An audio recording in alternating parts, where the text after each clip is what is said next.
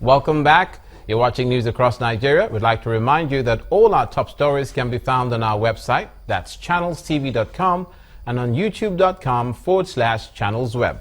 Visit m.channelstv.com to view us live on your mobile device. You can also download the Channels TV app for Android, iOS, and Windows phones from their respective stores. We'd also like to urge you to please interact with the Eyewitness feature in the Channels TV app. If you have pictures or videos you'd like to share with us, just tap the application on your device, swipe to reveal the Eyewitness menu, and simply just follow the instructions. And now we go to politics, where the People's Democratic Party, the PDP, and Akwa Ibom State have won last Saturday's rerun elections in all the 5 constituencies where the exercise was conducted. The results published by the Independent National Electoral Commission show that Mr. Elongese Itoin of the PDP scored 12,043, while Mr. Elongese Itoin, that is Elongese Ekpanya of the APP party, that's the All Progressives Party, got 2,938, and Mr. Anefiok Akban, that's of the PDP, got 10,977. Onyime Ekwere of the APC polled 1,780, and that is in Ibisipo Asutin, and Anekan Uko of the PDP scored 10,288, and Gabriel Akban of the APC 1,955. Let's run through some of the other results as we have them here. In Ikot's Ekpene Obot Akara, Mr. Elongese Ente Pere of the PDP obtained 23,900 votes, while the APC candidate, Mr. Augustine Ibe, had 2,428. For Oron, Mr. Efyong Bassi of the PDP obtained 7,625, while Mr. Victor Okon of the APC, who withdrew from the race about 12 hours before the election, got 2,908 votes. In Uyo Senatorial District, where a senatorial rerun was also ordered in some units and wards, it produced Senator Bassi Akban of the PDP as winner with 256,110 votes against his closest rival, Mr. Emmanuel Obot of the APC. Now we have in the studio with me our political correspondent, Sheun Wakimbaloye, to give us further clarity on this particular results of these elections. Welcome to News Across Nigeria, Thank Sheun. you, Olumide. Was this landslide expected? Well, you would say maybe. And will it be contested? Sorry. Of course, definitely. There is tribunal at every point in time when there is an election being conducted. There is a tribunal waiting in the wings to see what people, because after an electoral process, there will be grievances. There are different parties involved: security, the electoral umpire, the political party, the participants, the voters are there. So people will have natural grievance about how it was done and how it wasn't done. So in essence, tribunal is always waiting in the wings. But is it expected, the kind of victory that we saw in Akwa Ibom State and Cross River State? Olumide, quick history of those states, how those state elections have been won in those states. Those states are traditionally, they're called the traditional PDP states. So you know some of these states: Akwa Ibom State, Delta State, Bayelsa State, Cross River State. They have been controlled largely over the years by the People's Democratic Party. Until recently, there hasn't been a major contest for the soul of these states.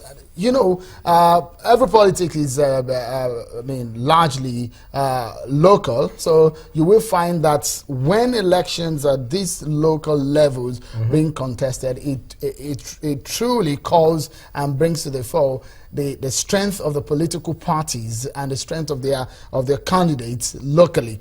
So in spite of the change of leadership at the federal center, we can see, look at the figures: 12,000 to 2,000.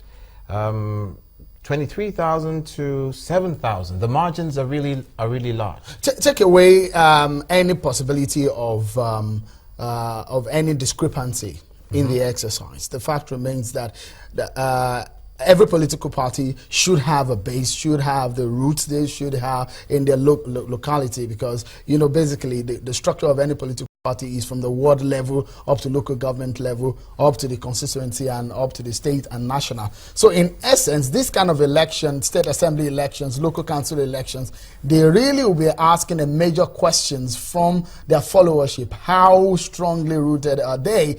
Don't forget, the APC just started giving a big contest to the PDP in this region. And to look at the figures that we saw in the state elections in some of these states, it shows that the PDP is really waking up to the fact that they cannot take things the way it used to be. The APC has come to give them a challenge, a run for their money. So in essence, it really shows the strength of the parties at the local level. What does this mean for Akwa Ibom politics?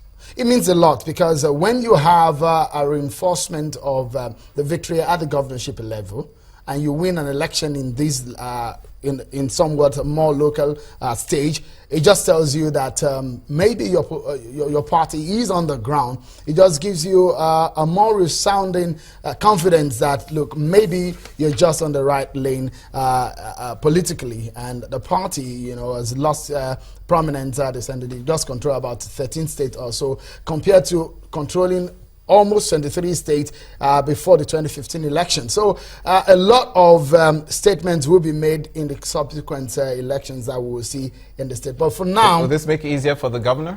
Yeah, it will be easier, because if you have more PDP candidates or members in the House of Assembly, it tells you something that you can just go to sleep. If you don't have problem in your party, you won't be having threats of impeachment or whatever, or disturbances to your budget or any bill that is presented to the House of Assembly. So it's very critical when you're having a House of Assembly election and you have your members, the members of your party, dominating the House of Assembly. It gives you a lot of confidence. What do you expect of the Rivers rerun elections, which is next? Well, it's interesting. There are supposed to be 2 elections this weekend, on March 19. Rivers State rerun elections, we should be expecting in 3 Tenniswaura districts, in about 12 federal constituencies, in 22 House of Assembly.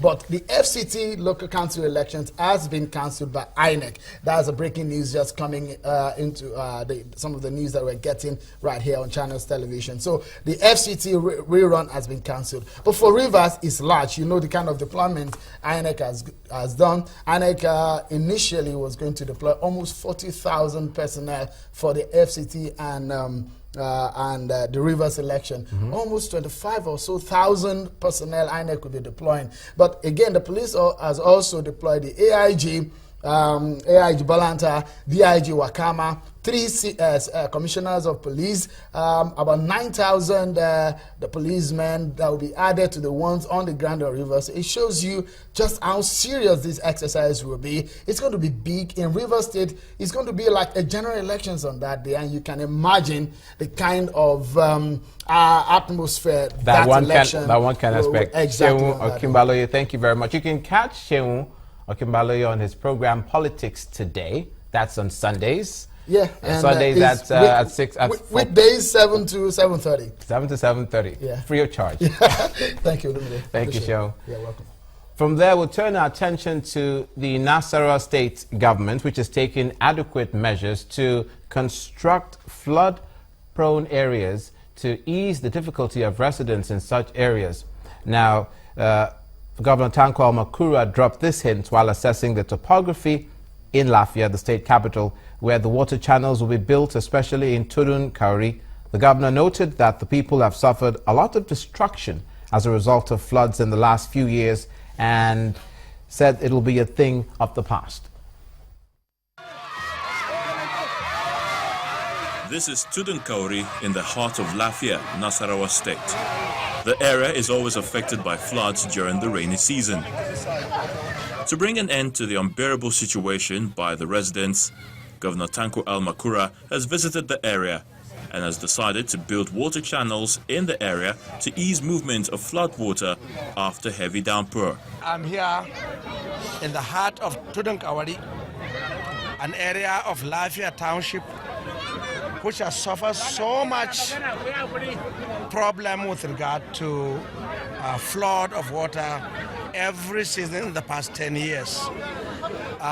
The ecological problem in this area is so serious that it requires a more serious approach to solving it.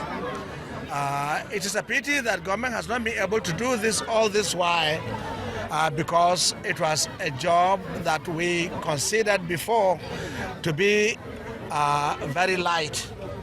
But when we took a real study of the terrain and topography of this area, we discovered that providing ordinary culverts or ordinary channels will not solve the problem. The governor also said some houses will be demolished and promised to pay compensation to the affected residents. Because of the intensive nature of the project, it will require full blast approach, providing giant channels both sides and a very wide expanse of road to ensure easy access. We have already taken a look at it. We have considered the study. We have approved the award of the contract, and by the special grace of God, the contract will commence this month after payment of compensation to all people whose houses are affected. The construction of water channels is expected to commence this month to cushion the ecological problems in the area before the rain sets in.